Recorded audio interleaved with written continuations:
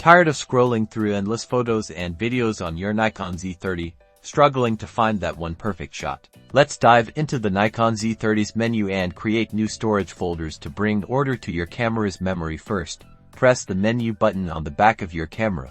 This will bring up the camera's main menu. Use the directional pad to navigate down to the setup menu, usually indicated by a wrench icon, and press OK.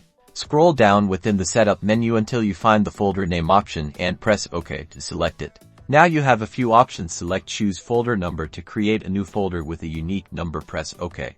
You'll see a list of existing folder numbers. The Z30 will automatically suggest the next available number. Highlight it and press OK. Alternatively, back in the folder name menu, you can select create new folder. Press OK. A prompt will appear asking if you want to create a new folder. Select yes and press OK to confirm.